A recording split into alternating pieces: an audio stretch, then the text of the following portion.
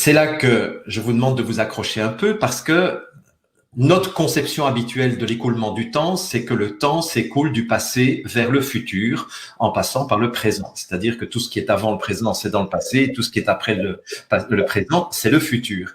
Et on a une vision aussi des choses qui est très intéressante, c'est que dans cette conception-là, qui est la conception du monde matérialiste, eh bien, quand il y a une cause, la cause est nécessairement antérieure à l'effet qu'elle va provoquer. D'accord? Bon, si je laisse tomber quelque chose, le fait de laisser tomber quelque chose est antérieur au fait que ce quelque chose va se briser éventuellement ou va peut-être briser mon pied si c'est quelque chose de très lourd. Donc, quelque chose dans le passé va avoir des effets dans le présent. Quelque chose dans le présent va avoir des effets dans le futur. Ça, c'est la vision classique que l'on a de l'écoulement du temps. Et vous allez voir dans quelques instants que cette notion est remise totalement en question déjà par les travaux de la physique quantique.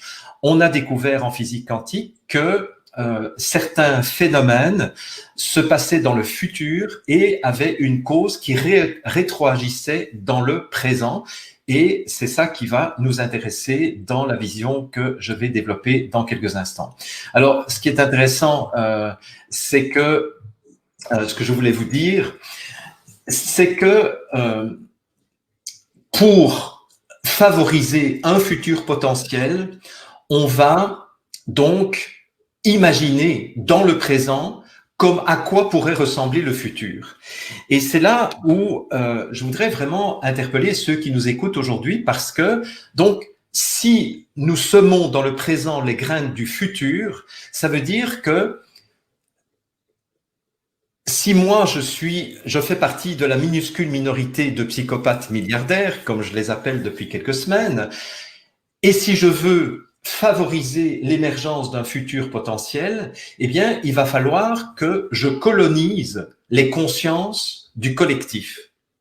Parce que plus je vais coloniser les consciences du collectif, plus je vais avoir de l'énergie conscience qui va être au service de ce futur que je veux voir arriver. Parce que si nous sommes une minorité, parce que c'est effectivement c'est une minuscule minorité de psychopathes milliardaires, eh bien nous allons être très très peu d'êtres humains pour essayer de mettre en place un futur qui correspond au futur que nous voulons. Par contre, si nous parvenons à manipuler les consciences d'une majorité de personnes, eh bien c'est là que nous allons faire advenir un futur avec beaucoup plus de probabilité, selon la loi de cause à effet.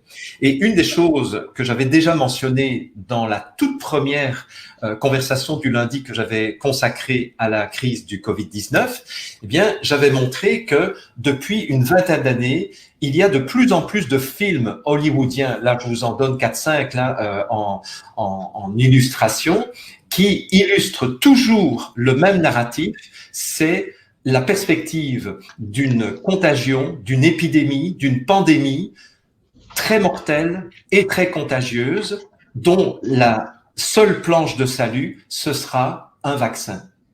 Et ça, c'est vraiment intéressant de se rendre compte que nos consciences, la conscience du collectif, ont été préparées à l'arrivée d'une pandémie et ont été préparées aussi au fait que la seule façon de sortir de cette pandémie, c'est d'attendre le vaccin salvateur.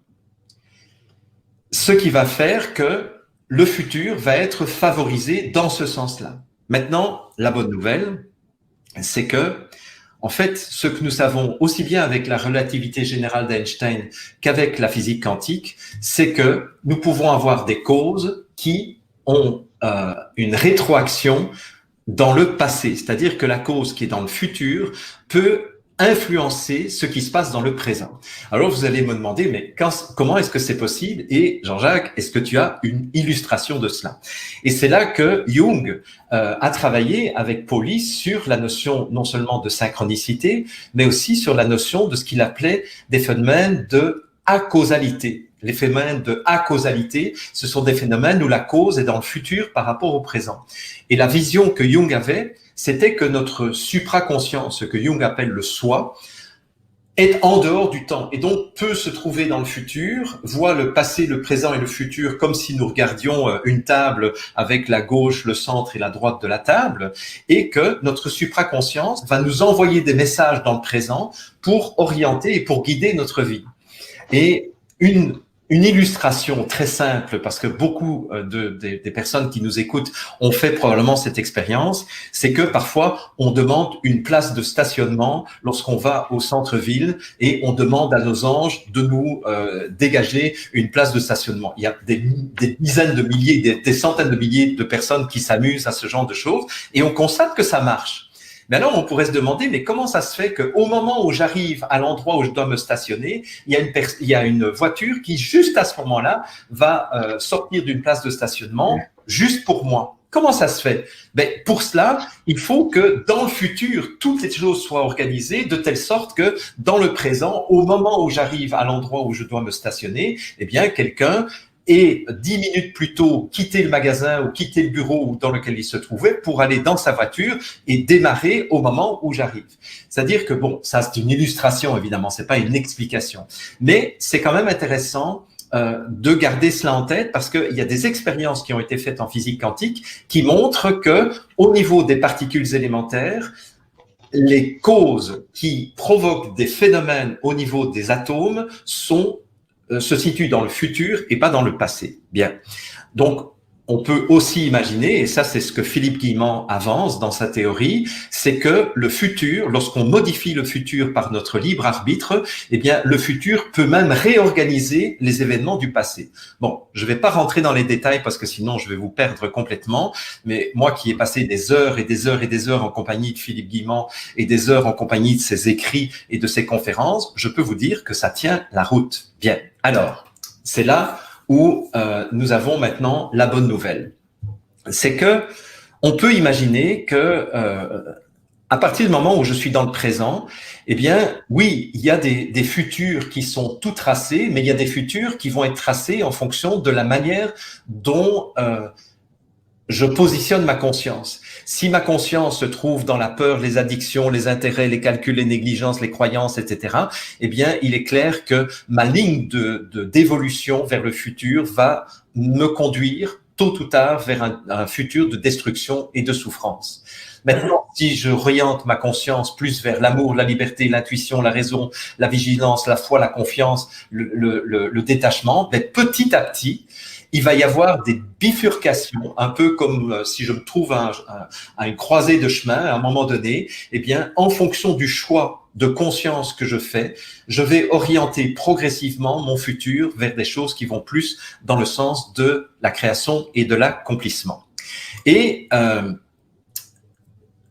comment est-ce que c'est possible? Eh bien, en fait, nous, on ne voit pas ces bifurcations. La manière dont on avance dans l'existence, c'est un peu comme si on était dans un immense tunnel.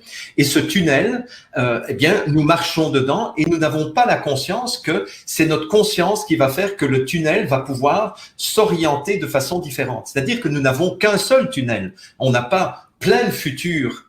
Enfin oui, on a plein de futurs possibles, mais on n'a qu'un seul futur qui va se réaliser. Par contre, ce que nous ne savons pas, c'est que le futur peut évidemment bouger et peut s'orienter vers un autre futur. Alors là, c'est un petit schéma qui est repris d'une des conférences de Philippe Guillemant, où vous voyez que vous avez un futur en rouge et un futur en vert. Alors le futur en rouge, on pourrait dire que c'est le futur de la minuscule minorité de psychopathes criminels milliardaires. Et ces gens-là, ils avaient un plan. Et c'est le futur auquel ils espéraient et qu'ils espéraient voir se réaliser. C'est un futur, évidemment, qui est basé sur une vision du monde matérialiste centrée sur l'ego, où le management par la terreur de leur propre point de vue, c'est la meilleure façon de faire. Et grâce à cette pseudo-pandémie, ils espéraient détruire l'économie pour imposer un passeport sanitaire numérisé, imposer une vaccination ARN, pour imposer un contrôle de la population par les nanoparticules et la 5G, et aller finalement vers le transhumanisme qui est finalement l'objectif ultime que cette minuscule minorité de psychopathes milliardaires vise. Bien. Ça, c'est leur futur à eux. Et je rappelle qu'ils ne sont que peut-être entre 8 et 10 000 personnes sur Terre. Donc ça fait vraiment pas beaucoup. Maintenant, celui de ce que j'appelle les créatifs culturels. Les créatifs culturels, c'est une notion qui a été proposée pour la première fois par des sociologues américains en 1999. Et les créatifs culturels, ce sont les gens qui ne se reconnaissent plus dans les valeurs actuelles du monde matérialiste et qui se tournent de plus en plus vers des valeurs spirituelles, des valeurs de travail sur soi, des valeurs de responsabilité, des valeurs qui remettent le féminin à une juste place équilibrée par rapport au masculin, etc. Et le futur des créatifs culturels, c'est plus un monde spirituel centré sur le soi, c'est-à-dire ce que Jung l'appelait le soi, c'est-à-dire cette dimension supraconsciente que nous portons tous à l'intérieur de nous, où le management est plus par la coopération, où nous aspirons à une nouvelle économie, où il y a une reconnexion avec la conscience. Oui, ça c'est mon correcteur orthographique qui a mis déconnexion, mais c'est reconnexion à la conscience et au soi, basé sur la bienveillance, l'humanisme, l'amour, avec une imagination créatrice et la vie en plénitude. Voilà. Et si vous voulez avoir une illustration de cette notion de futur qui peut rétroagir sur le passé, ben, je vous invite à aller voir ou revoir le film Interstellar, où on voit quelqu'un qui est perdu dans l'espace-temps et qui essaye de prévenir son double dans le passé de choses à faire ou à ne pas faire au niveau du passé. Vraiment.